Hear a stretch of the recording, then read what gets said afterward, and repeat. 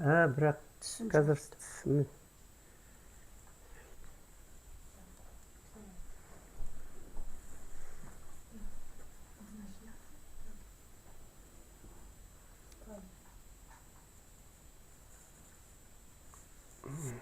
сұрақ қоясыңдар ма сендер? Жарайды. Әйтпесе бетімен сөйлеп кетеміз. Өз бетімен сөйле десе тоқтамай қазір мына кісі. Олай айтты ұят болады. Сізге қазір бірнеше сұрақ қойғымыз келеді. Соған емін-еркін жауап бере беріңіздер. Бірінші сұрақ бұл: сіздер өзіңіздің өткеніңізге қаншалықты жиі ойша ораласыз? Болды да сұрақ? Пока я болды. Ал.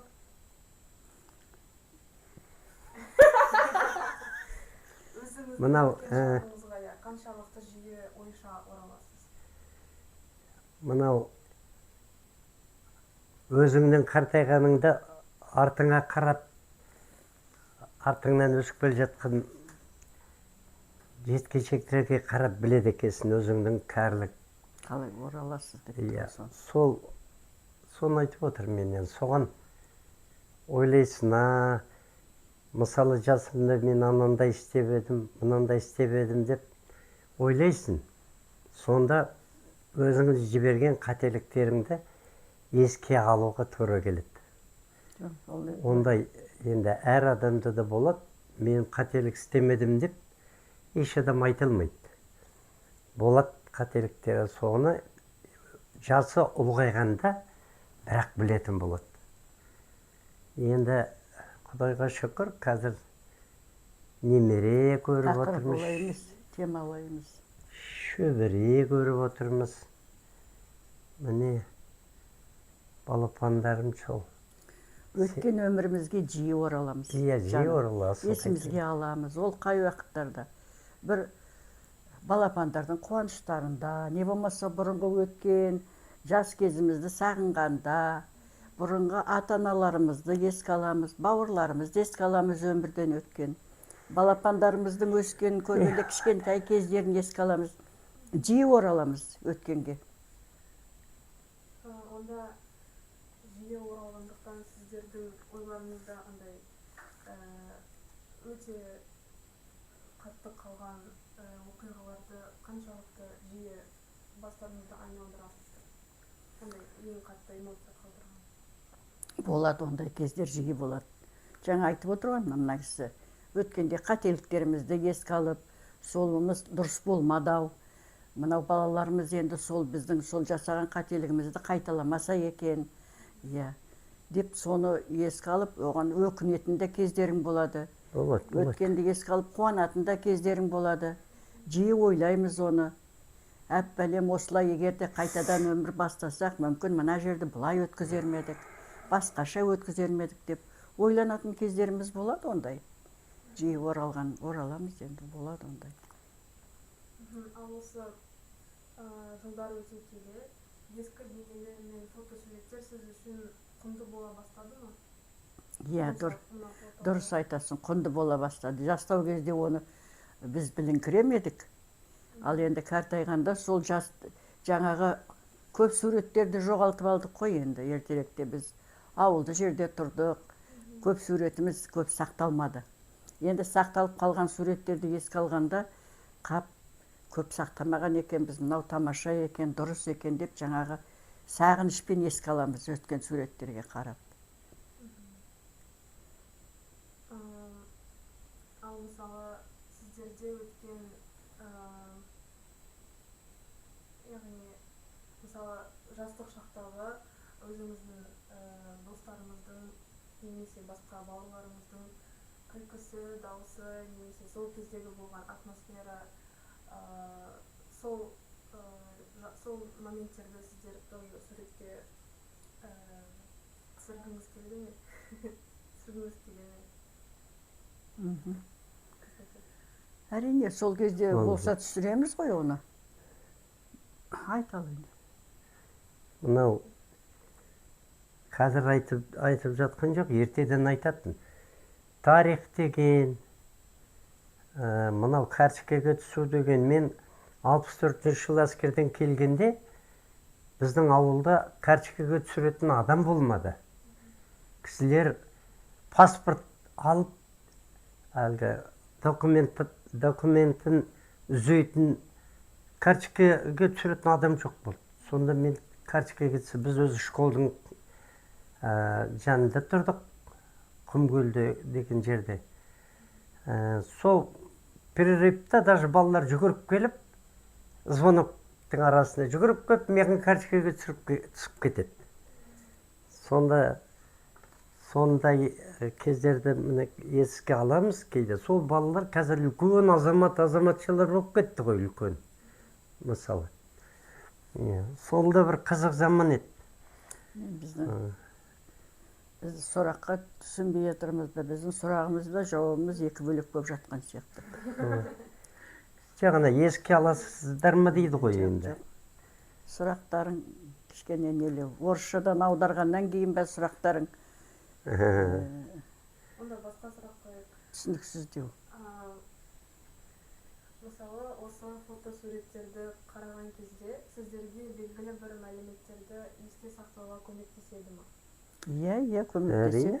Еске сақ. Сол мына суретімізге мысалы қараған уақытта, мынаның қай уақытта болғаны, сол кездегі оқиғалар есімізге түседі. Мысалы, мынау қай жылы, мынау қазір мен айтайын. 69. Мынау мен міне 30-да. Яғни қай жылы мынау? 47, 57, 67. 70-ші жылдары оқиға мысалы. 70-ші жылдары менің кішкентай оқушылармен түскенім. Сол мынау мектепте, мынау стенд дейді ғой енді мынаны. Мынаның бәрін қалай жасағаным сонда. Мына жерде гүлдерді отырғызғаным бәрі есіме түседі. Содан есіме түсіп жаңағы қарап, мәз-майрам болып, кішкене қуаныш ұялайды жүрегімізге мысалы. Қуанып қаламыз жақсы. Мінекей мына бір суретте, мінекей мынау атаң 10 жаста өзінің жиенімен бірге түсіп тұр. Сондағы балалық шағы, анау киген киімі үстіндегі жүгіріп ойнағаны 52-ші жылғы мінекей. 52-ші жылғы фото міне.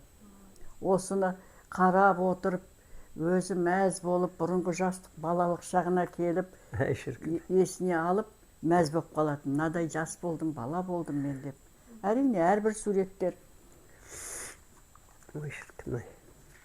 Мінекей, мына бір суреттер біз ауылда тұрғанда Жазира деген клуб ашқанбыз. Соған осы ата да қатысқан, мен де қатысқам. Содан осы Астанада үлкен алғашқы ақындар айтысы болып, соған Астанаға келіп, мынау конгресс қолда концерт қойғанбыз. Сол есімізге түсіп, мынау кісілердің көбі қазір жоқ. Соны еске алып, әжептәуір бұрынғы өмірімізге өтіп, жаңағы мәз болып қаламыз. Солай. Мынау мысалы, мынау атаң екеуміздің жаңағы шақыру билеті дейді. Ол кезде шақыру билеті болмайды. Пригласительный билет үйленгенде. Сол біз ауылда бірінші рет бізде болды. Сондағы түскен суретіміз. Мен өзім жасадым мұнаны. Осындай әдемі болған біз. Бір кезде. Мына жаңағы клубтағымыз. Мынау менің әлгі оққандағы түскен суреттерім. Мынау мінекей сол оқушы қыздар, мынау 3-ші курс, мынау 4-ші курстағы. Мынау Чкалов районында. Мына сурет мысалы, мынау ағаштың арасында түскенбіз. Сәнияның папасы 3 жасында фотоға түскен. Міне, соның суреті еске аламыз. Қазір бұл балапан жоқ енді өмірде. Мынау атаның мамасы. Мынау менің анам мінекей. Мен түскен, бірге түскен. Мінекей мынау 72-ші жыл. Ардақ деген баламызға босанып, сол больницадан шыққан суретіміз. Больницадан шығарып тұрғанымыз. Мынау атаң, мынау оның ағасы, мынау мен. Осыған қарап отырамыз да, жаңағы екеуміз сөйлеп кетеміз, сол бұрынғы уақытқа түсіп кетеміз. Мынау солай еді-ау деп. Әрине суреттердің сақтаудың пайдасы өте бар екен. Мынау да сол 90 жылғы суреттер, мінекей. Сәнияның жаңағы Қуатбек ағамның, Сәнияның папасы, бәріміз бармыз. Біздің елде мысалы наурызды тойлайтынбыз, ат шана жегіп, жаңағы Шіркін-ай. неде көктем уақыты ғой, енді наурызда ауыл жиналып, осындай той жасайтынбыз. Соның суреттері сол еске аламыз. Бәрінің сондай. Мінекей, мынау балаларымыздың мектептегі мойнында қызыл галстук пионер кезіндегі. Бұнда да мінекей Сәнияның папасы тұр. Осындай суреттер бізді жаңағы бұрынғы өмірге апарып, кішкене көңілімізді жасартып жібереді. Қуанып қаламыз. Сондай жағдай, жаным. Ал сонда сіздер осы фотоларды көргеннен кейін сіздер өміріңізді басқаша сезінесіздер ме? Иә, солай сеземіз. Фотоларды көргеннен кейін басқа бір жағдайға келіп, өз-өзімізге келе алмай өткен ескі өміріміз, бұрынғы өмірлерімізді еске алып, біразға дейін шыға алмай жүреміз содан. Содан біразға дейін шыға алмай жүреміз, ол болады сондай. Осыны сіздер қаншалықты дұрыс деп санайсыздар? Бұл көмектесе ме жадыны қалпына келтіруге? Әрине көмектеседі деп ойлаймын. Иә, біз бұрынғының бәрін ұмытпаймыз ғой, соның барлығы есімізде болады. Ұмытпаймыз, ол жадымызға көмектеседі. Мынаны қарағанда еске түсіреді. Иә, ұмытып бара жатсақ, фотоға қарасақ, бәрі есімізге түседі. Еске түседі. Көмектеседі деп ойлаймын. Көмектеседі. Міне, мынаны қарап отырып біз. Қай жерге Мен бұл кісі екеуміз, мына жақта қиян қадамдар болды. Қиян қадамдардан қашып, Көкшетауға алып бардым мен.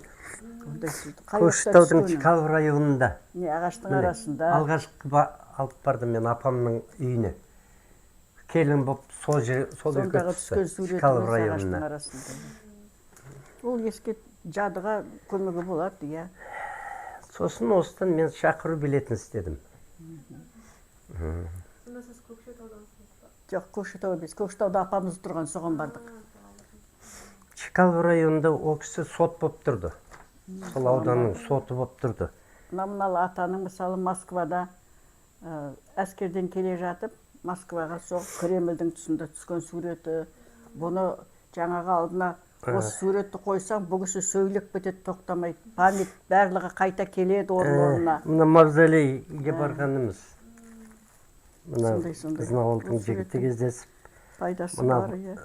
Неді, морской формада мен тұрған.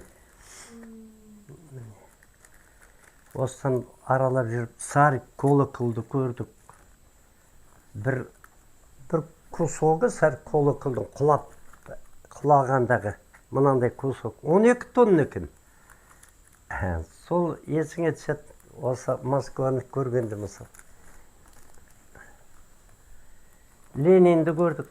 Ленин бір қолын бұлай ұстап, осылай отыр екен. Мавзолейге кірдік Ленинге. Мен екі қабат Темаларың жота қиын екен. Наоборот, бұл классно. Сіздер супер, правильно работаете. Фотоны қарап жатқанда мен қойған сұрақтарын бүкіл жауап бердіңіздер. Да? Айналайындар. Сосын айтасыңдар. Бақытты болыңдар, замандарың оңды болсын. Покажу просто фотки, которые сделала искусственный Эй! интеллект. Да, конечно.